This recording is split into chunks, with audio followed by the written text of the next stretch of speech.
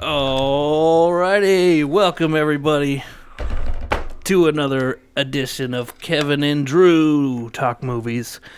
So yeah, Movies. How'd you like the episode last time? Did you like it? Was it good? How do you feel? Well, it doesn't matter because here's another one.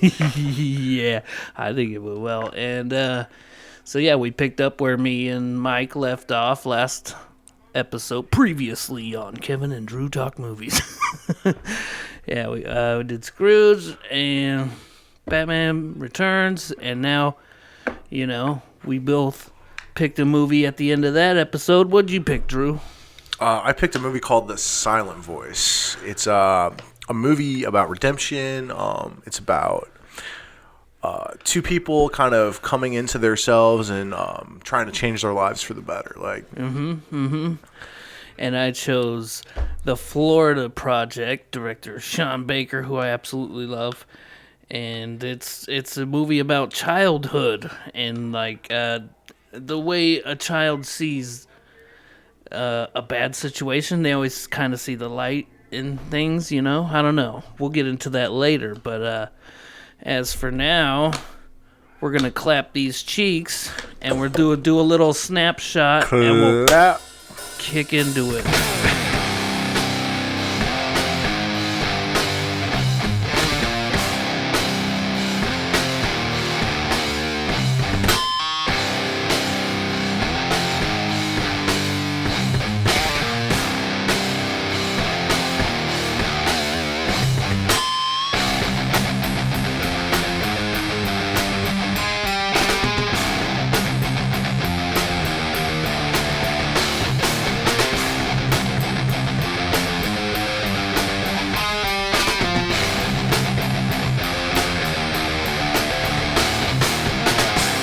Yeah, we used to call it clapping cheeks, me and Mike, because we talked about putting a sticker on this of a butt, and then every time you clap it, you clap cheeks. I respect that. So that's a callback joke. So yeah, before we get into these movies, did you watch anything else? I know one thing you watched. Yeah, Spinal Tap. Man. It's been a minute. And this is Spinal Tap. And oh man, it's so funny. I love British humor. It's just like the whole mockumentary thing. It's great. Yeah. It was cracking me up. Yeah. Oh, the camera's already going on the fritz. Boo. That's all right. But yeah. I picked that movie once, and that's why I bought it. It was on my Vudu. That's why, because it wasn't streaming nowhere, and it wasn't, you couldn't rent it. You had to buy it in order to watch that movie. And I went to, half-price books and Disc Replay to try to find it on DVD. No dice. So I bought it on Vudu. Fun time. I'm gonna be honest. Those are the only 3 movies I watched this week, though. Because I these mostly two and that one playing God of War, yeah. Oh, the new one? Yeah. I'm playing the shit I didn't out even of get through the last one, so. Oh, dude, the story's so good, though. I mean, I was enjoying it for a while, and then I was just fell off. I don't know. It happens, man. Yeah, I get it. I fell off. What did I watch this week? I actually have quite a bit of a list for just being 1 week since the last episode we recorded, but Marley and Me is the first one. Have you seen it? Okay, oh yeah. That's one of those movies that someone suggested I watch and it'd probably make me cry or whatever. I didn't really get there. I felt it towards the end. I felt in your nasal cavities and shit, but it never really got me all the way there. A lot of people commented dog movies on that post that I posted. But it's because people like animals more than people, man. That's probably true. Probably true statement right there. But yeah, you got Aniston and Owen Wilson. It was fine. It felt more like a Disney type of movie. Yeah. Which it doesn't. It's fine, but those don't really do it for me either. Right. It didn't do it for me. Next one I watched was a David Lynch movie. Okay. Blue Velvet. Ever heard of it? I've heard of it, but I've never watched it. It was pretty weird. It was an older one, I think, 80s movie or something. Yeah, it's got Jamie Lee Curtis in it, doesn't it? It has Laura Dern. Okay. and I forget the guy's name. I don't know the guy's name, but Dennis Hopper. Oh, okay. Okay, I know the movie you're talking about. It was very weird. I mean, I expected that going in because David Lynch is a fucking weird guy. Yeah, he's a weirdo for sure. I mean, Eraserhead fucked me up for a while. I know you said you haven't seen it, but you wanted to. Yep. But yeah, it's gonna fuck you up all over again whenever I pick it. That's. I'm down to review it, see it. You know. But anyways, I got a few more. Outside In. I watched this on Netflix. I don't remember if it was a Netflix original or not. But it had, what's her face? Edie Falco from Sopranos, the wife. What's her face? And then someone Duplass. What's his name? Yeah, it doesn't matter. I mean, there's some emotional stuff going on in this movie, but I just didn't care, It's one of those movies, like, it didn't grasp me. I just didn't care about all the fucking drama. Yo. And I'm a drama guy. I like drama. But for whatever reason, didn't get me. Couple more. The Master. You heard this? This is Paul Thomas Anderson, the There Will Be Blood director guy. Okay. And this is my second time watching this movie. And I liked it even more this time because it's one of those movies that requires multiple watches. But it's got Joaquin Phoenix and what's his face?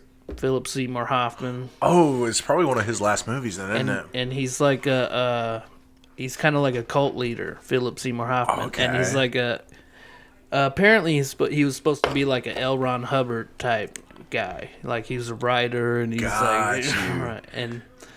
But it's weird how it all it's kind of like loosely it's like kind of loosely based on that probably then. And it was very interesting this watch. It's a pretty fascinating movie. It's worth watch. I will probably watch it again at some point. And then the last one we watched last night, we all went to the theaters again, and I saw The Whale again. So, yeah. The Whale, Brendan Fraser, obviously. That's definitely on my list. It was like me and Sarah and Mike and Keith. We all went, and I cried again. I cried a bunch again. And Sarah is heartless. She doesn't cry. Yep.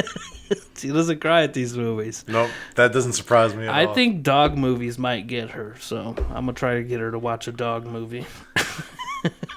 Oh, shit. You should have her, watch, Fluke or something like that. Fluke. That's a dog movie, man. Yeah, that sounds familiar. It's one where a guy dies, and he gets reincarnated as the dog that his wife and son adopts. Oh, that's weird. Yeah. It's a weird movie, but it'll get you. It'll get you. Yeah, I don't think Keith cried either. I think Mike did a little bit, but I was like a blubbering mess, It's a fucking great movie. Darren Aronofsky. Have you ever seen The Wrestler? He's the same. Oh, yeah. Yeah, I probably really like The Whale then. I really enjoyed The Wrestler. It's The Wrestler is fucking good, dude. It's a good movie, yeah. Mike suggested it one day, and I watched it. Yeah. Because he knows kind of my type of movies. He was like, this is something you might like. I was like, all right. And it was already on my list, and I popped it on and fucking loved it. So, yeah. Let's get into some of these movies. What do you say? Yeah, let's do it, man. So how about the Florida Project? You want to do the Florida Project first? Yeah, let's do it, man. Oh, what a movie, am I right? Oh, dude, it's good. It's really good. Honestly, I think it's one of Willem Dafoe's best roles, too, man. I was kind of like... Because he's, warm and, he's strict, but still, you can tell he has a kind heart. Yeah, he's a good person. He's looking out for he's trying to look out for everybody's best interest, but he's also, at that age where he's like, hey, I'm not going to just let you walk all over me. He's like, you're going to do what you're supposed to do. Right. You're not going to fuck this up for everybody else. Yeah. So, yeah, The Florida Project, a film by Sean Baker. And I do suggest that people watch this before listening to it if they really want to see, experience this movie. But, that's what we do here. We spoil movies, so you've been forewarned. But, yeah, this is 2017 drama indie film by Sean Baker. And we got a whopping 96 tomato meter. the I mean, tomato score. it deserves it for sure. And an 80 audience. And, I'm part of the audience. I think that it should be higher, bro. I love this movie. Yeah, I can honestly... And I loved it more on this watch because this is my second time, so people I can understand why some people wouldn't like it. We're just going to get into full spoiler subject matter? Well, partly the subject matter, but partly also I think that has to deal with Haley and, like, how she raises her kid. I think that probably, especially for, like, some parents, it probably, like... was pretty off-putting to them because it almost like trashy. Yeah, it almost like it's not glorifying it, but I could see how people could see it that way. And it is a story of like, hey, if you're gonna have fucking kids, like you need to figure your shit out. Like, yeah, but like, I mean, these people are out there. People like this. I know, all man. Over the place. Yeah. I mean, my fucking stepdad was just like Haley. He was a fucking mess, dude. Like, so I know firsthand. So like, it hit me in a different way because like I understood what Mooney was going through. I mean, I was a little bit older. I wasn't a kid anymore. I was like a young teenager, but I was like the shit that she was going through. I was like, yeah, I've dealt with that shit firsthand. So I fucking felt that, man. And how good is her acting, bro? I was gonna say, yeah, I think the most authentic part of the movie is the kids, man. Because I remember being a bad little kid too, and like looking back, I was like, man, I did a lot of shit that I shouldn't have done. Now, I never fucking burned down a house. Like, that was... yeah, jumping forward to the... Yeah, that was wild. That part blew me away. I was like, fuck. I wasn't even mad about that one mom. She's like, you can't hang out with that little bitch anymore. Yeah, like, Scooty's mom. Yeah, Scooty's mom. I was like, I was not surprised she went to the level she went to. Right. But yeah, this is a A24, one of them A24 movies, which they've been pumping out killer movies, I feel like. Yeah. I got a couple taglines real quick. The first one is simply "Find Your Kingdom," and then the second one is "Welcome to a Magical Kingdom," which they don't really. It doesn't really. I didn't hit me until the end because I kind of had partly pieced it together when the that couple showed up at the hotel.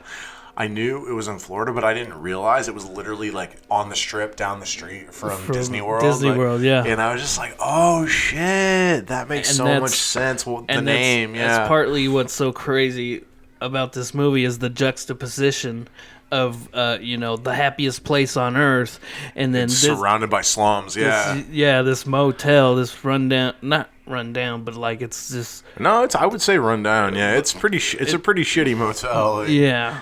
It's a budget motel that people stay in longer than they can because they have nowhere else to go, and they're just trying to make up rent fees by the day and shit, and it's pretty wild.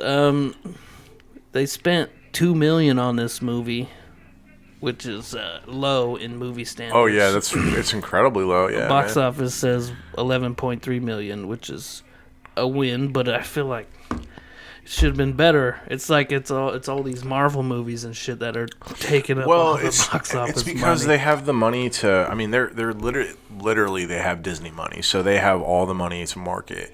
But then when you compare say it takes $250 million to make a big Marvel movie, and that movie only makes back like $400 million. Well, really, that movie only is in the positive for like $50 million. So it just barely is making it like over like what it's actually. They don't count that as a real win. Yeah, and that's how so many of those movies are. It's like it's making money, but it's not like a real win. This movie's a fucking win, dude. Like if you're making 5 times the amount of money you spent on a movie, that's a fucking win, man. Because like these smaller indie projects, they don't have teams dedicated to advertising. Like they just kind of are what they are. And that's another thing about this movie, which I've said before, is that this director, he uses like non-actors. He found what's her face on Instagram or something. The what's her name? I can't think. The mom. Haley, yeah. He found her on Instagram of all places, and then called her and asked her to come out and try out for the part and shit. And then her and Monet actually had chemistry, and so he ran with that. And Yeah. shit. And like Willem Dafoe is basically the only actor in this movie that you know, noteworthy guy. Right, he's the only there was If you want this one- beer, you can have it. Oh shit, okay. Cool, man. Thank you. I was going to say there was another actor I recognized in the movie. Was it the owner? It wasn't the owner. It was William Dafoe's son or relative, whoever the younger guy was that's helping him like move the fridge. Oh yeah. So he is in a. He's actually been in a bunch of movies. So he was in the movie Get Out. He like plays the son. I saw that movie. Yep. He also is in. Mike picked that movie. I'm gonna pick this movie eventually, but The Dead Don't Die. He's the gas station clerk in the. You mentioned that one last time. Yeah. Interesting. But those are the only two actors I knew in this movie. But Yeah, that was fine. I don't recognize him really from anything. Unlike a lot of movies, the dialogue just felt so much more natural. There's a lot of improv. Especially from the kids that like I really like watching them. Even like when there was stuff they were doing where I was like, damn. I was like, my mom would have fucking held me down and hit me with a belt because that's what when I did shit like that, that's what she did, and it's what made me stop doing that kind of shit. She turned me around, she took the brass end of a belt buckle and she hit me on the ass with it, and I was like, I fucking deserved it too. I was like, yeah, there's like the scene when the kids are all running down, the halls or whatever, and she's like, this is a room that we're not supposed to go in. But let's go in there, and then they shut off the power to the entire hotel. Yeah, and there's funny parts like that make me laugh, but at the same time, like throughout this movie, man, there's a duality to it, definitely. Well, this is the second time I've watched it, and I was feeling like I was getting teary-eyed throughout the whole movie because I knew what was coming up, you know what I mean? Yo. And that didn't happen the first time I watched it, but this time I was like... But then there's also those laugh breaks, like when he's trying to shoo off the birds, them big-ass crane birds or whatever. They're not cranes, but Willem Dafoe, and he's like, no harm, no foul. There's a joke in there somewhere. And it's all like improvised shit, and it just makes you chuckle throughout all this... kind of sadness that's happening around. Actually, what made me I was kind of like on the fence about his character. The moment that really made me really like William Dafoe's character in this movie is that whole scene with that dude that's a pedophile. Yeah, like that scene, because at first I knew exactly what was going on when I saw that old man, and I felt that pit in my stomach because I was starting to get that feeling. I was like, oh no, is he gonna take one of the kids? Like I was like starting to get real creeped out and worried. Yeah. But then when William Dafoe pulled him aside, he's like, oh, you want a soda? Yeah. Okay, let's go get a soda. Take you to the soda machine. And I love how he makes him open the soda and start drinking it. Smacks it out of fucking smacks it out of his hand. He's like, I know why you here, you son of a bitch. Get the fuck out of here. Get the fuck out of here.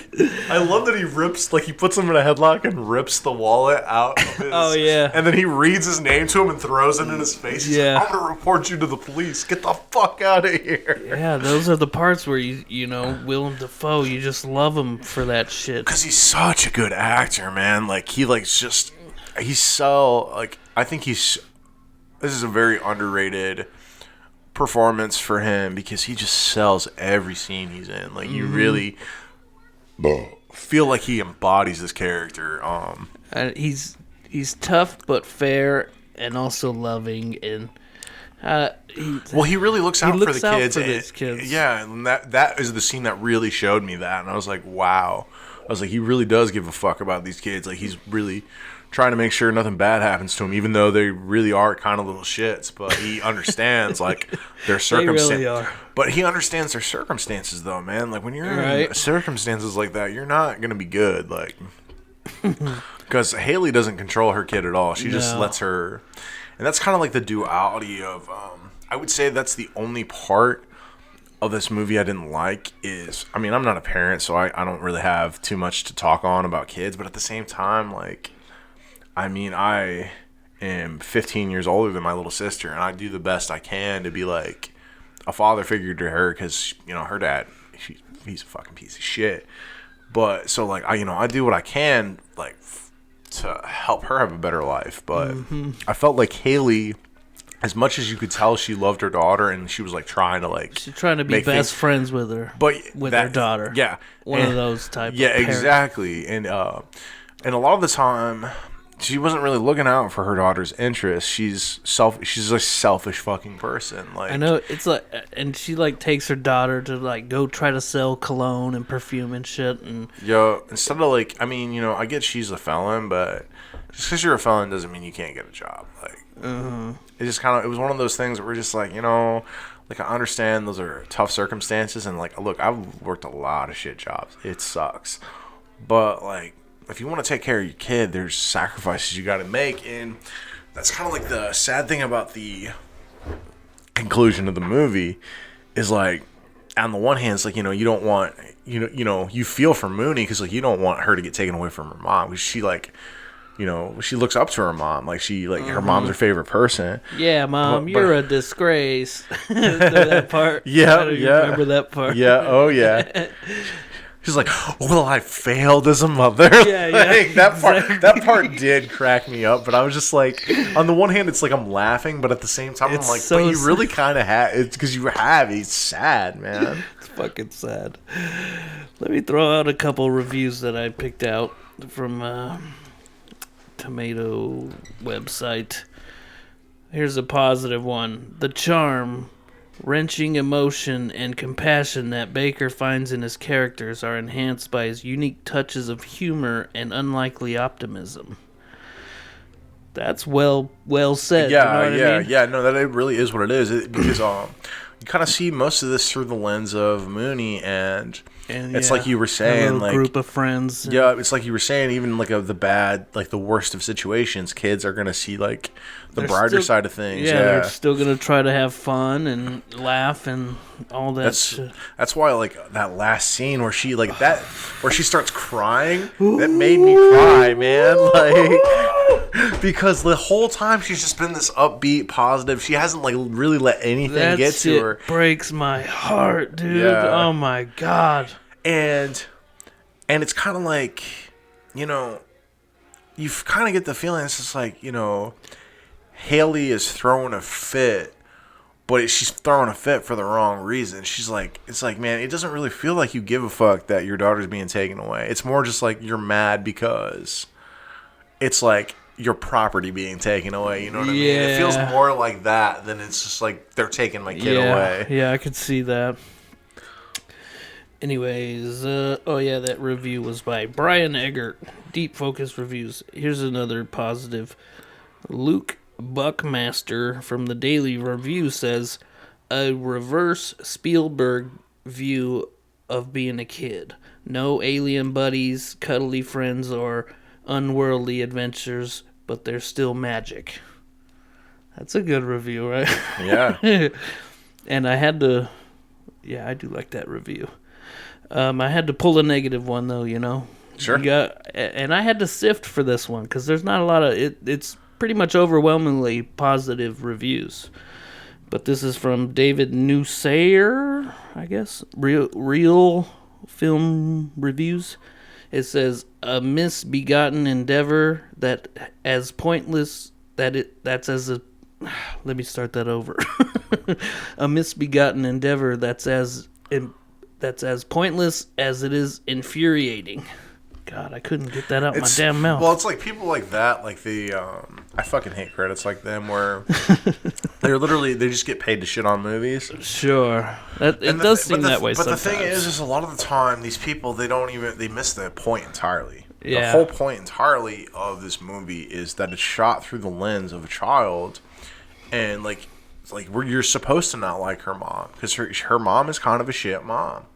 Like, you're not supposed to like her circumstances. Her circumstances are very hard. But at the same time, like, it's about empathy for these people. Yeah. I guess, you know what I mean? Yeah. And the ending where they're, like, run to Disney Kingdom, I don't even really believe that ending is real. Yeah. I feel like that it's, like, what her friend, Jancy, like, takes her hand and they go play and they pretend like they're there. You know what I mean? Because that's a child's imagination.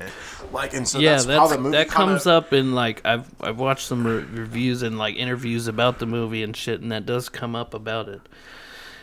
that's probably not because the actual ending. Yeah. Because how are you gonna get past security? All that. The front I feel like gates it's them like enjoying their last moments because they're probably not going to see each other for a very long time. So it's like that and child's like Sarah didn't like that ending either, and I was like, dear, like it's open for interpretation. You know what I mean? And she had the same gripe about Red Rocket, which if you love this movie, you should check out Red Rocket. And I have it on DVD, but as I've said before on this podcast, I bought it brand new, and there was like a skip in the movie, and it pissed me the fuck off. One little skip, but like, I don't know if it was just my player. I think we tried it on multiple things, but that pissed me off. But I can let you borrow it if you want. Sure, man. Because I don't know if it's streaming. I don't think it is. But yeah. Let's see what else I got for notes.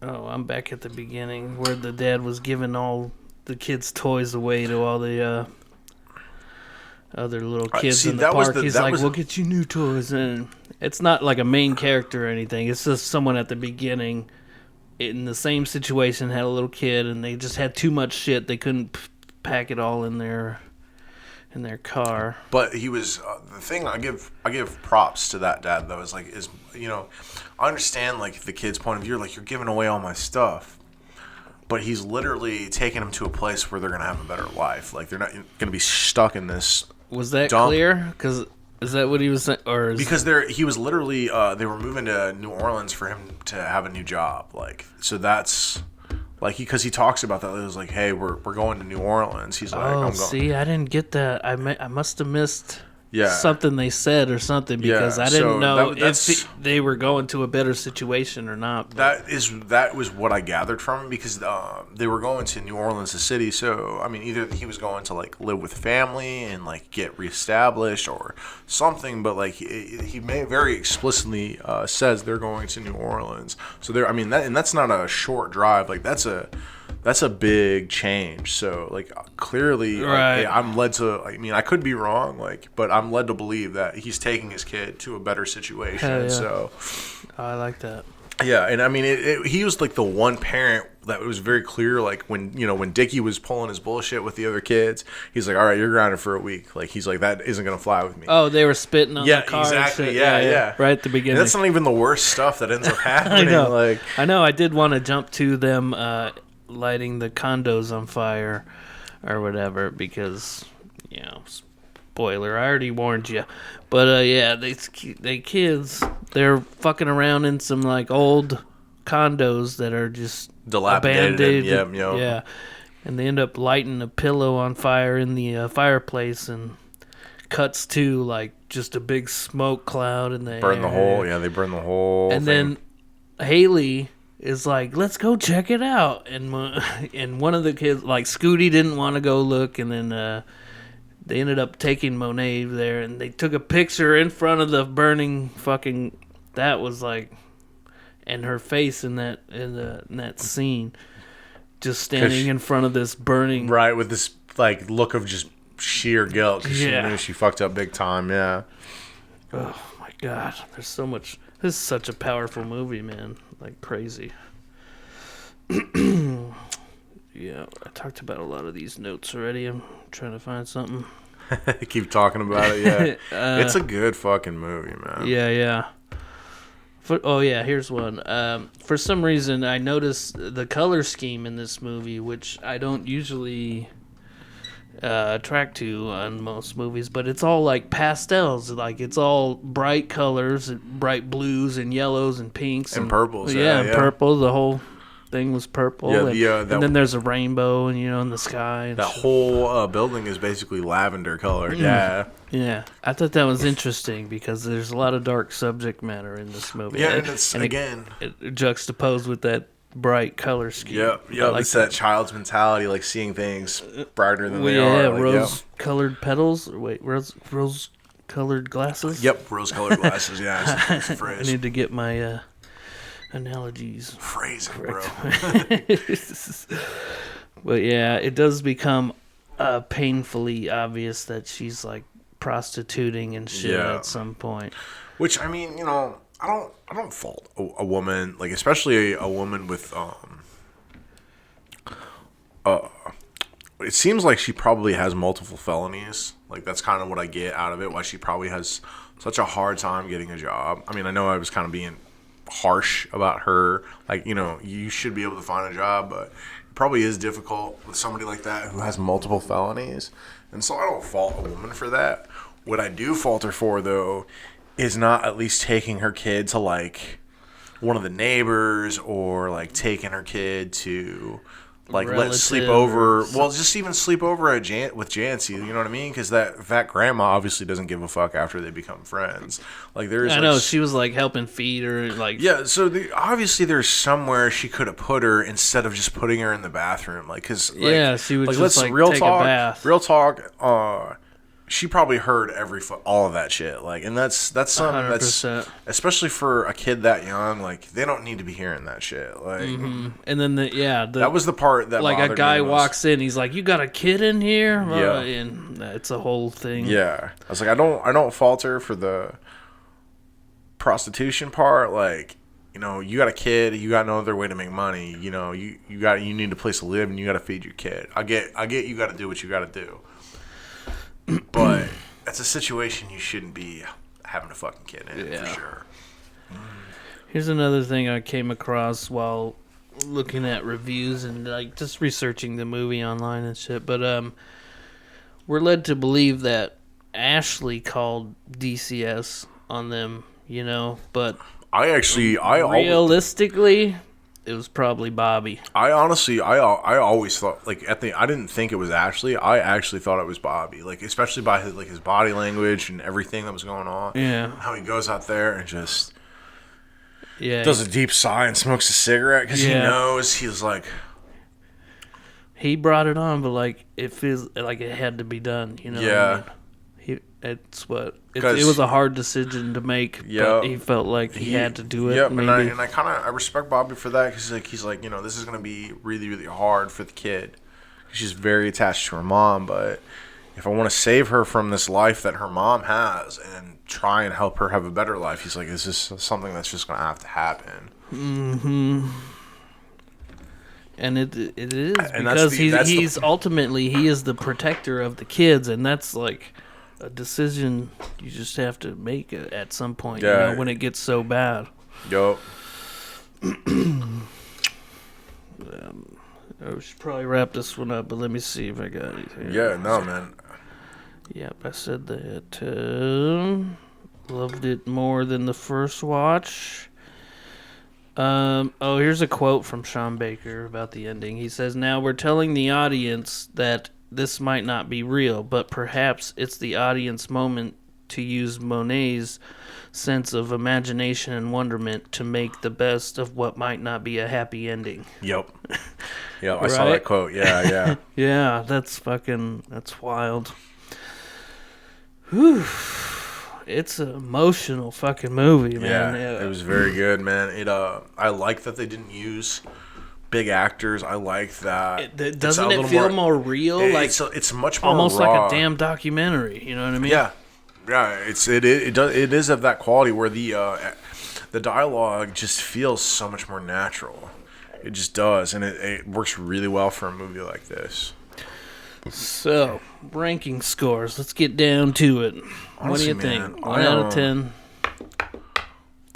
I don't give any movie a 10. Like, I just don't. Yeah. It's hard to say it's perfect. Because that's a perfect score, yeah. Yeah, but I would definitely give this movie an 8, or I would say like 8.5, maybe 9. Like, it's same, bro. I'm at really 9. good. I was really at a good. solid 9 going into this because, like, I fucking love it so much, even more the second time. And it's just like, you know, it's very rare that I get so sucked into a movie, especially when it's a couple of kids, man. So glad. I was like, as soon as like the opening scene happened, I was like, "Fuck, I'm hooked in this movie." Like, it's really rare for me. Like usually, most movies I watch anymore, especially newer ones, it takes me a bit of time to where I get invested into. But this one, I was invested in right away. Straight up hooked. Hell yeah, I love it.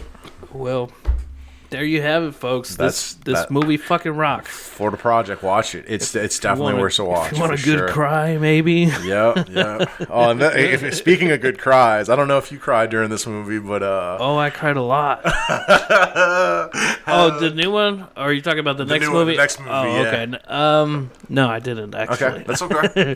But let me take a quick break, and we'll be right back. Yeah, of course. Grab a round and take a whiz. What did you think of On the Wizard? Sorry, that's another podcast. What did you think of On the Wizard? That's the other one. Honestly, I was still thinking about the Florida Project. Hey, man, it's a good especially good just movie. that freaking scene where she's crying. And, yeah, dude, it definitely got me. Definitely got me. Breaking. There aren't very movies that make me cry, but that scene definitely had some tears. So I had some tears for sure. But all right, now we're gonna jump into one of my favorite movies, Silent Voice. I really like this movie. Silent Voice. I want Kevin to talk about it a bit because I want to see what he thought of it. Like, well, it's kind of interesting that these two movies came out around the same time. This is 2016. The other one, 2017. Yeah. But yeah, this is drama, romance. What's the director's name? Naoko Yamada? Yeah, Naoko Yamada, yeah. We just get through some of this first before I go into how I felt. Sure, absolutely. 95 tomato meter. Very good score. 93 audience. Another very good score. Which, man, that is up there. People love this movie. And honestly, I would say if you like dramedies... you like dramas and you like animes and like slice of life, this is one of the best movies that fit that category. And that's kind of like when you told me about the Florida Project, that's part of the reason I picked this movie, because I was like, they're gonna pair so well together. Yeah, good job. I found a tagline. Sometimes the answer is as simple as learning to listen. I feel like that's a good damn tagline. Yeah, it's a really good tagline. As far as taglines go, that one fits very well. It's very good. I did pull a couple of reviews. Sure, yeah. Charlotte Harrison from Vulture Hound says, all of this is handled so wonderfully. All of this is handled so wonderfully and with such care.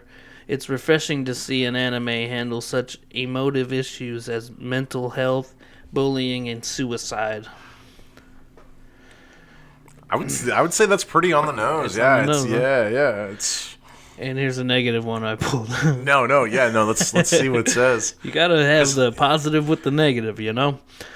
Sherilyn Connolly from The Village Voice. It has some interesting visuals, but a silent voice demands investment in the redemption of someone who's impossible to root for. I don't necessarily agree with that. I don't either.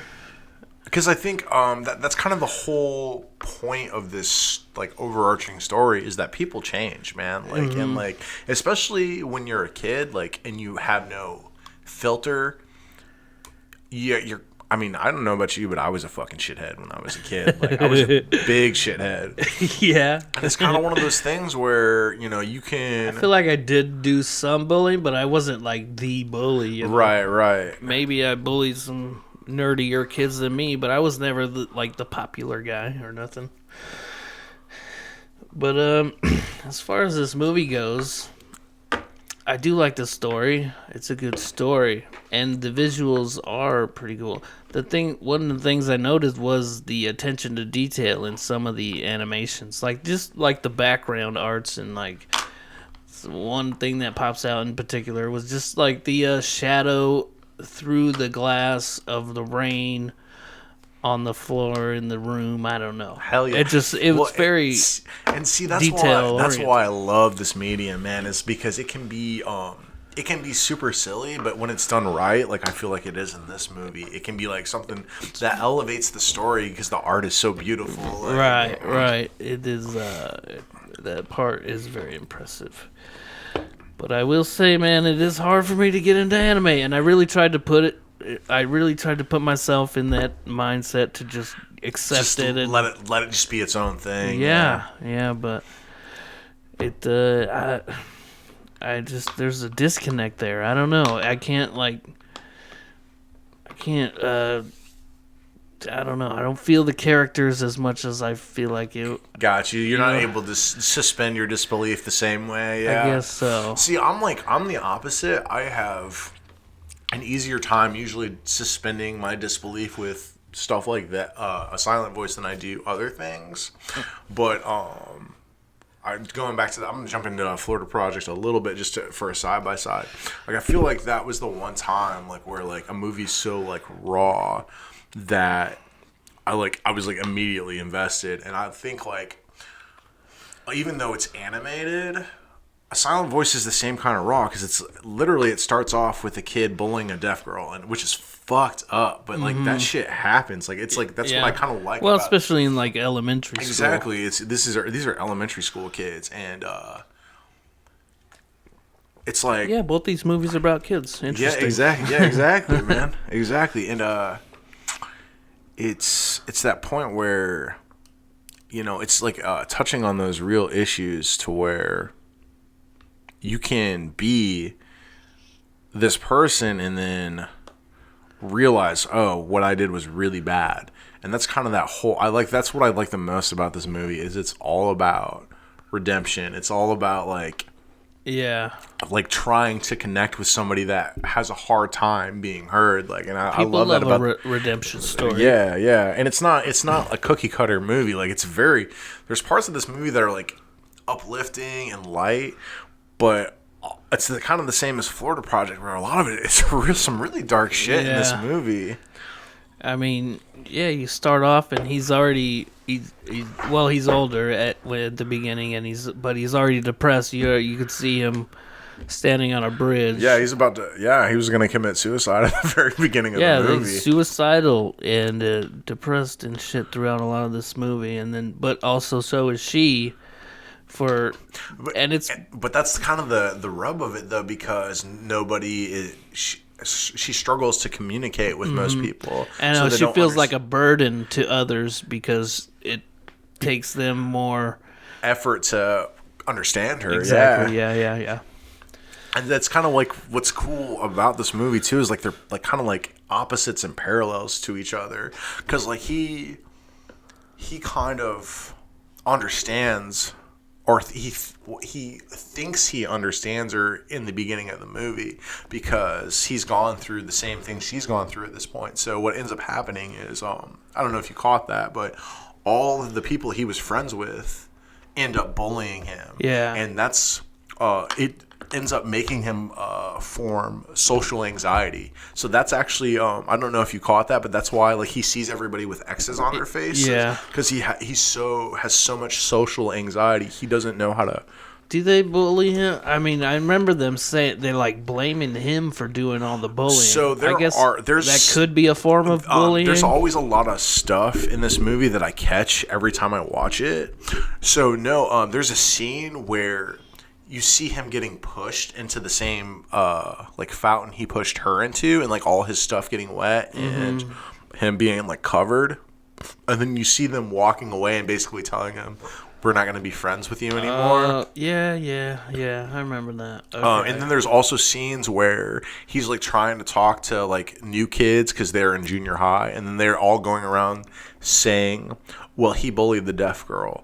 Like, so they're like doing like they feel justified. Yeah, they're doing like indirect bullying, even though they were part of the group, like kind of going along with him. Yeah. So they really kind of that is kind of the fucked up part about that, is they single him out as like the villain, and just kind of put all that weight on his shoulders. But seeing what his mom went through to like make things right with her name's Nishima. So Nishima's family. Seeing what it took to make everything right with that's when the guilt like hits him, and so he just puts all the blame on himself. You're talking about her mom? Yep, the deaf girl and her family. Yep. Shoko. I'm trying to remember the. Yep, Shoko. Yeah, I know it's hard. And Japanese. Shoya. Yep. Or Yasho. They say it both ways. Shoya Ishida. So that's. We should note that I watched the American dub version, and I think you watched the. I've seen them both, so I know and I did it on purpose. We'll kind of talk about that because Yeah, I'm sure there's stuff I feel like that might have been part of it that didn't really get me there. 'Cause some of the other like the overdubbed voices are kind of. Yeah, it's honestly it is better in Japanese. And I don't know how you feel Just about reading reading it. Yeah, there's subtitles. I do it occasionally. Like I should do it more. I'll say that. I would say if you give this movie another chance, Kevin, I would say watch it in the full like Japanese version because there's also going to be things in the dialogue that make more sense because of how they're translate well. Yeah, so I don't know if you noticed but the scene where he's on the bridge with Shoko and she's trying to tell him that she likes him. In the Japanese version, she says the sentence I love you, which in love is deski. It's deski in Japanese. But because she is not used to speaking, she usually speaks in sign language. To him, it sounds like suki, which means moon. So like they're very similar in Japanese. So that scene doesn't really make sense in English because moon and love don't sound anything alike in English. Yeah. So there's like little things like that where it just makes so much more sense and why like it's like so much more prominent. Why like communication is so hard and like really like understanding someone that can't. That's good that you pointed that out because that was a little weird to me because she's obviously saying love. Well, the voiceover lady, who sounds kind of horrible, who's doing her voiceover. Like, it's not a great job. It's better in Japanese for sure, but yeah, there's little stuff like that makes more sense in Japanese. So like it really hits that point. Just went and did it. That's okay. It's okay, man. I told you that I would probably do the English version. Yeah, and that's fine. And that's why I watched the Japanese so I could kind of like explain stuff that didn't make sense in English. Perfect. And it'll give you like a little more of a perspective on the movie. Like, yeah, that does help. It's already helping. So I got the at the beginning. I got the. I felt like he was just bullying her to try to be cool to the other kids. Yep. But then it kind of turned out that he really didn't like her as a young boy. Yeah. So. And it. I just thought that was a little strange because it's again it's done better in the Japanese version. They have the same like nickname or whatever, so it probably was weird for him as a kid. So that's if you don't watch the Japanese version first, it doesn't make sense. The reason, so in the Japanese version, I don't remember what he says in the English version, but in the Japanese version, she says she's creepy because he doesn't understand sign language. So she is constantly pressing him to like try and make him understand, but he doesn't understand. So it comes off as odd to him, and her body language is like too aggressive for him, and he doesn't understand it. And so it's really off-putting to him, and that's why like he acts the way towards her after everything that he does, and why they end up getting into a fist fight because she's trying so hard to make him understand and he doesn't understand, which is why that title hits home so hard like later on, A Silent Voice. Yeah. So and that's why that scene later when they first meet and he does the same hand signal that she was doing to him when they were kids, why he covers his mouth, because he realizes she's like, oh, the whole time when we were kids and I was bullying her, she was asking me if I could be friends. And this is the first time. And he was like, oh, now I get it. He's like, oh, I get it now. He's like, and he's just like, I'm a fucking asshole. And that's kind of like... most people don't have that self-realization, though, you know what I mean? Just, in general. Yeah, I would say this movie is, like, very... Like, it's really trying to make a point about... how hard it is to understand people and how hard it can be to connect to other people. Like, I just love it for that. I understand that, fucking, bro. I'm pretty socially awkward. I think that's like what like the Florida Project is this does so right. It handles like really raw material, and it's not afraid to like show all the ugliness of it. And like I think it does that so well. Doesn't it? So yeah, what's her mother is like very violent. She's like very angry because doesn't she rip the earring out of his mother's ear? Well, because it doesn't show that, but it's like insinuated. And it's so in Japanese culture, like bullying and so by nature, Japanese people are this is kind of the other thing that doesn't translate well into English, but by nature, bullying and violence and aggressiveness is viewed as something very shameful by the Japanese community, and so it's not so much in that scene that Shoko's mom is being violent. It's that Ishida's mom is trying to do whatever she can to make things right because she knows what her son has done. There's really no making that right. Right. And that's why she allows her to rip her earring out. That's why she gives her all the money for all the all the money he saved up, right? Well, because he was gonna kill himself. Well, that was him. That was basically his way of paying. He was going to pay his mom back for all the money she had to give to Shoko's mom when they were kids for destroying the earpieces. Yeah, this is kind of a movie you got to watch like 2 or 3 times to like really catch everything. Like, yeah. There's a lot of story. And yeah, you're right because she ended up burning that money on accident. Yeah, because she was so mad that he was going to. I just got him confused, but okay. I remember her giving the envelope. Yep, and then the earring, and then him seeing Shoko again, and then him like I think that him seeing Shoko again and then him seeing his mom is that moment of realization of like him realizing what he did. Because like kids, when she slaps him.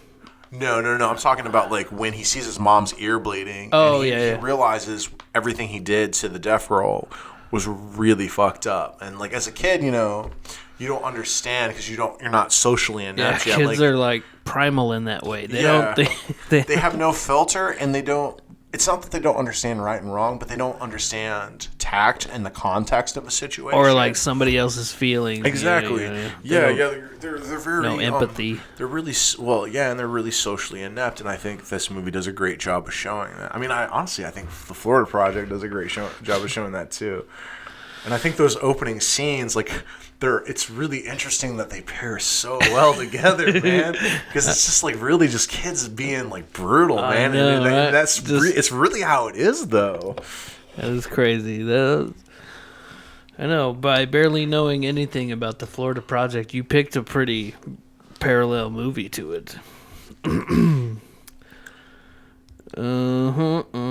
Yeah, but he becomes like a loner and suicidal after all the elementary school shit. Yeah, the thing with him is he's bullied and he develops social anxiety, but he also has that stigma to where he feels like he deserved it because of all the stuff he did in the past. So he's like, I know he's really hard on himself. Yeah, but I mean, he was pretty brutal to this girl. And so he like and that's kind of like that. I think that's the heartwarming part about it, though, is like he really is like it weighed so heavily on his mind. He really is like trying to make amends, and like it's like fun to see him like find all of her like friends from elementary school and start bringing them together for her to like reconnect with. Yeah, when they got to the amusement park and shit, it started looking up and shit, and then, people's exes were falling off their faces and shit, and he seemed sort of happy for a minute, you know what I mean? But then,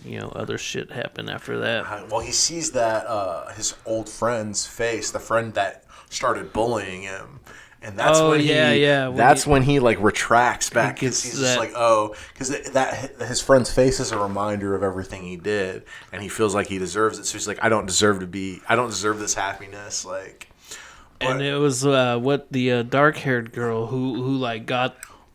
yo, She was like, if you would see his face, you guys become friends again. she's my least favorite character. In Oh, this movie. she's terrible, yeah, she bro. is. And she's supposed to be because she's supposed to be that side of society that's kind of. You can kind of tell she's been handed everything. You know what I mean? Like she's kind of stuck Privileged. up. She's privileged. Goes to a nice school. She hasn't really struggled with anything. She's probably so like the hot girl. That's what she's supposed to be. She's supposed to be like the hot privileged girl. The hot popular. Yeah, and that doesn't.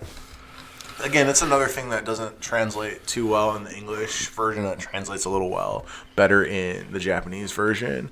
But yeah, she's the hot privileged girl, and you're kind of supposed to hate her because like that's how those people are. They're very vain and vapid. But Trying to make sure this. no, that's cool. One of my favorite parts though is actually when he pretty much takes in. I'm gonna have to look up the name real quick, but he takes in Shoko's younger sister, and that was one of my other favorite part of the movies. Is you didn't even realize it was her sister or that it was a girl. Like she's like a tomboy. Well, it looked like a girl. I thought it was a girl at first when I first seen her, and then it was like, oh, it's a boy, and then later on, oh, it's a girl. Okay, because she just said all that stuff to protect her sister. Because she's actually a really good little sister. yeah, she's pretty great. She was one of Good honestly, character. She was one of my favorite characters in the movie.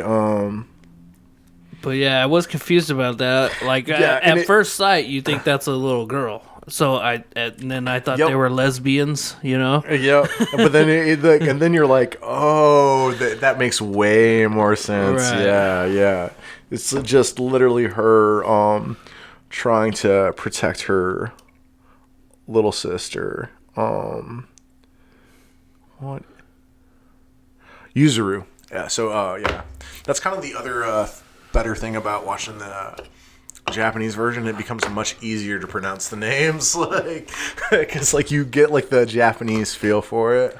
Now I wrote down that it was a small criticism, but maybe you could like clarify it for me, No, or please. maybe it's just how it went down. But at one point, like she pulls out the notebook, and he says, on second thought, maybe you shouldn't read that. You know what I mean? But she already had the notebook. Wouldn't she have read it already?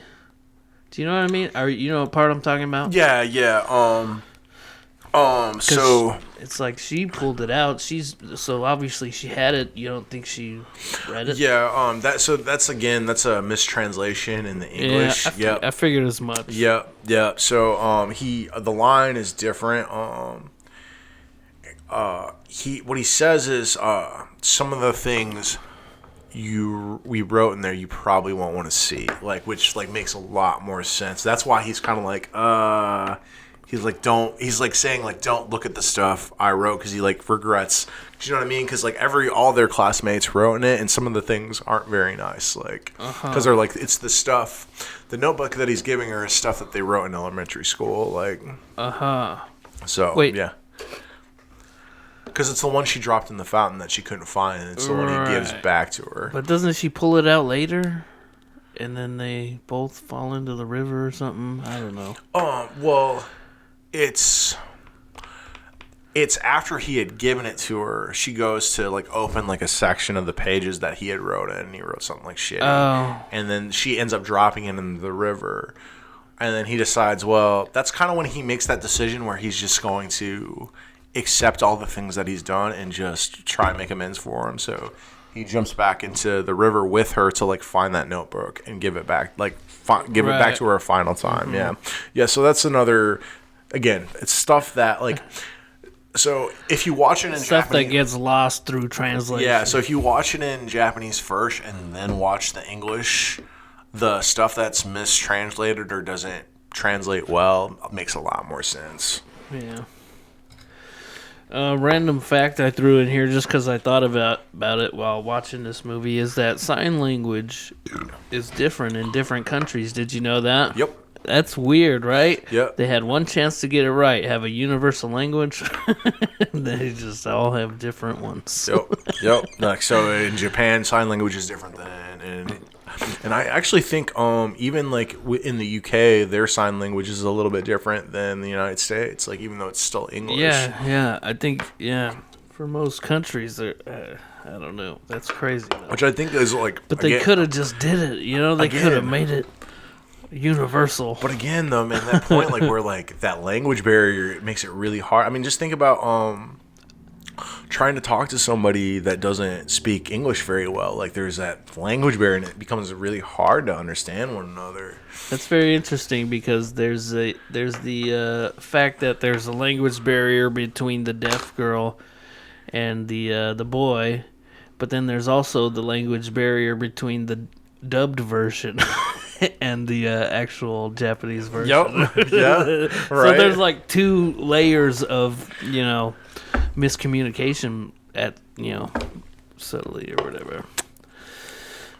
Did you like the movie though? Like,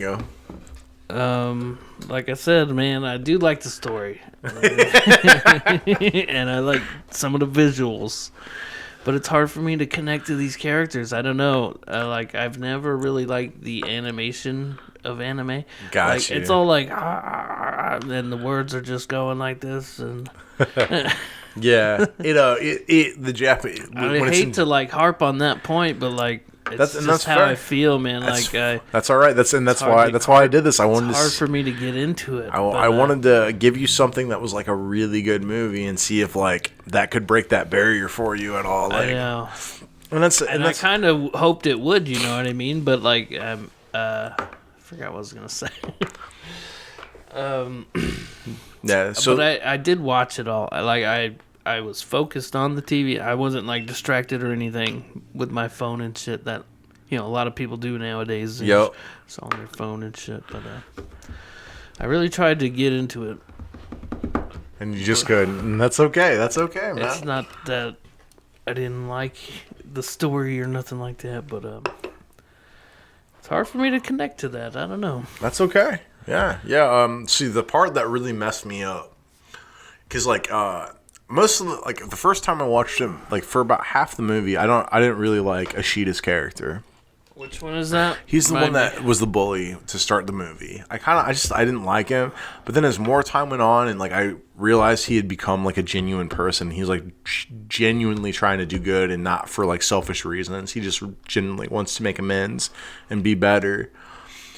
That scene where because there's that scene where you think that Shoko is gonna die, like she jumps off and he fucking catches her. Yeah. And you're just like, you have that moment of reprieve where you're like, oh man, she didn't die. Yeah, cool. They let you think she fell for like a few seconds. But then they pull a switcheroo on you and he pulls her up and he falls off. And that's the part where like I had tears. I'm like, no, why are you doing this to me?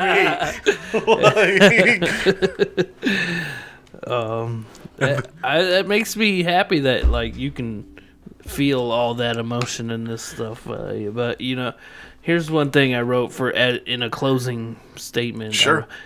I wrote it's different strokes for different folks. I like to think that I can try to get in the mindset to be able to like something like this for what it is. You know what I mean? Or maybe like even timing. It feels like sometimes a movie hits you at the right time and shit. Sure. And it really hits you. But maybe that's not the case. I don't. Maybe it's like I said, different strokes for different folks. People like different things, and it's okay to like what you like. And if something doesn't hit you quite in the feels, then it just doesn't. I don't know. Yeah. I wanted to. wanted to feel it. You know what I mean? I know. I do want to feel it. I know. I was hoping when you at least got to that scene, it would get you. Like, 'cause that's the scene, man. That's the scene that gets most people that watch that movie. Is the switcheroo? It was like it did sort of keep you like on the edge. You know what I mean? For that. Yeah, and that I would say. Which I felt that, but it's just like I was gonna say the connection to the characters. I guess. what I would say is what this movie does so well is the building of tension and keeping it there. Like even though it's just a movie about high school kids, it feels so tense, doesn't it? Like through a lot of the scenes in the movie where it's like almost you could cut it with a knife. And it's just like real life. Like there's like so many uncomfortable moments like that where you're just like, fuck, man. Yeah. And you know what? Oh, I did write down too that it is a movie about bullying and stuff, but it's also about him learning to, interact with people in general, just to be more social and shit. Yeah, and well, it's like I said, it's about redemption. It's about him accepting his faults. Him like he was in a dark place for a while. Yeah, and it's about him coming out of that. Yeah, I mean, also trying to like bring this person that really shouldn't be his friend, but she like that's kind of like I think just a testament to Shoko's character. Is her just being so willing to forgive people. Like those people are very rare and like they're special. And him like kind of wanting to like go on this like. That's kind of another thing I like is like they don't do that Hollywood bullshit where they just automatically make these two characters like a couple. Like it's very ambiguous. Like they're clearly friends, but they don't. Yeah, it's not super clear. Yeah, and it's like I want you to continue to be my friend and help me like figure out this life thing because I've been stuck in the same mindset for so long. Hell and yeah. I think that that's really a really cool redemption arc to like be like, okay, I accept my faults now and I'm gonna be actually listen to people because he's like because like that is like what's so special about that moment after he gets out of the hospital where they are like kneeling down and talking in the same spot they fed bread to the koi fish and like where it's like the first time where they just say like what they really feel and like what they really think and where they truly like understand each other. It's the first time like they really understand each other through the whole movie, and they've been friends for like almost 2 hours into this movie, and it's the first time they actually understand one another. Yeah.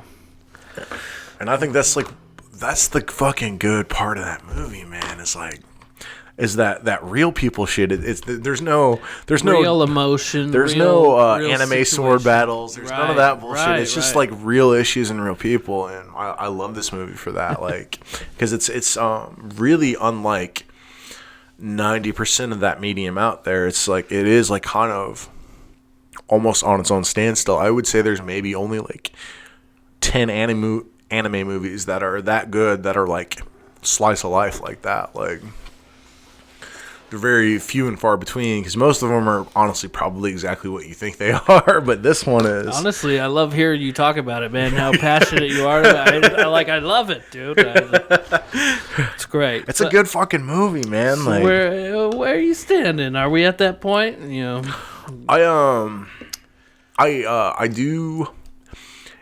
I would say if I'm gonna rank the movie, I have to give it 2 rankings because I think the Japanese subbed version, so the one where you have to read the subtitles, I would give that an 8.5 or a 9 because like there's no cultural barrier. I honestly do think that would have helped me probably. Yeah, there's at least somewhat. I can't say for sure. It removes the language and cultural barrier if you listen to it in the original Japanese version. And also the voices line up with the animation much better because it's what's intended for it. Yeah, it's what it's for. If I'm gonna rank the English version, I would give it a lower rating. I wouldn't give it a low rating. I would give it like a 7 out of 10 just because there's some stuff that does not translate into English very well and some stuff that's just straight translations that can be confusing if you haven't watched the Japanese version. Mm-hmm. And for a lot of those reasons, it's kind of where my ranking is. I think I'm like 4.5 or something, which is it's sort of mid-range, It's not a terrible score, but for those reasons, like I probably should have watched I should have read the movie, from the Japanese translation or whatever. But I don't know, and for the reasons I've said, like I couldn't. It's hard for me to connect with the characters and stuff, just because of it's not my style of animation and shit that I normally typically enjoy. Sure. People know me. I'm not an anime guy. Yep. And I'm not just trying to say that just so I have a reason to give it a lower rating or whatever. Nah, man, that's fine. Different strokes for different folks. I just wanted to give you a side of it that was much different than anything you'd seen before. And I'll say again, like I've said plenty of times before, don't let this deter you from picking other ones. You know what I mean? Nah, no, man. Whatever you want, absolutely anything you want. Oh, I won't. I'm gonna pick one. I'm eventually gonna. Movie. I'm gonna pick one that you like eventually. Yeah, that's your goal. That is my goal, man. Hell yeah, dude. Because I was really hoping you'd like this one, but it's okay. Like, yeah, I hate to let you down and shit like No, that. I always you're not. feel that, like, whenever we're man. reviewing movies that didn't quite hit me, like the other person hopefully intended it, but I'm just trying to be honest, you know what I mean? no, and I respect the fuck out of that, man. Hell Like, yeah. it doesn't bother me that you it didn't hit you. I just like, it's more just like, bummer, man. I thought if any anime movie would make you like anime movies, it would be fucking this one. Like, because it's like kind of, it's that subject matter you like. It's fucking drama. It's a little bit dark and gritty. It is like yeah, it is a story that dude, I could sink my teeth into. I feel like if this wasn't like a Japanese movie, if it was just like a live action movie, I feel like you would have fucking loved this movie. Probably, dude. Like, maybe. Anyways, it's that time in the show where we pick our next movies. What do you think? Drum roll.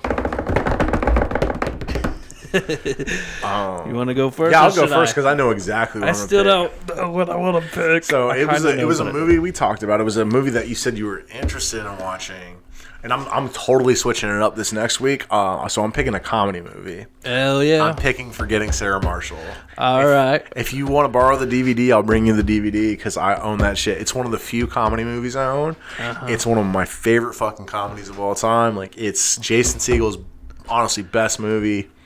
Picking Forgetting Sarah Marshall. You know what? All right. Since you bounced off mine last time, I'll bounce off yours. But I'm sure you've seen it. It's a wildly popular movie, and I think our age range. Freaking hilarious. We were quoting the hell out of it last night. It's a Happy Madison. This is going to give it away. David Spade. We're going with Joe Dirt, bro. Let's go. Let's do it. Okay. When was the last time you watched Joe Dirt? It's been a hot minute, but damn, that's a funny movie. I can't. Yeah. So we're going super funny next time. And I'll say this about Joe Dirt. I watched it a million times when it came out, like, younger. But I haven't watched it in, I'll say, probably like 10 years, honestly. Purposely haven't watched it just so I could, get a kind of refreshed view of it, Sure. And I know I love it. We all know we love it. But fuck it, we're doing Joe Dirt. It's about time. Man, I would say it's probably been the same for me, man. I probably haven't seen that I movie in like purposely 10 didn't years. watch it because I wanted to, I will say, Forgetting Sarah Marshall, I watch that shit at least once a year. Like, I yeah, love hell that yeah. movie, dude. It's so fucking funny. Next time, I'll probably pick another movie you haven't seen. But this time, since Sure. I'm bouncing off yours, we're going Joe Dirt. Yo. All right, everybody, there you have it. Joe Dirt and Forgetting Sarah Marshall next time on Kevin and Drew Talk Movies. Hell yeah, thanks for listening. Have a Peace good out. one. Fusilli Jerry. Peace.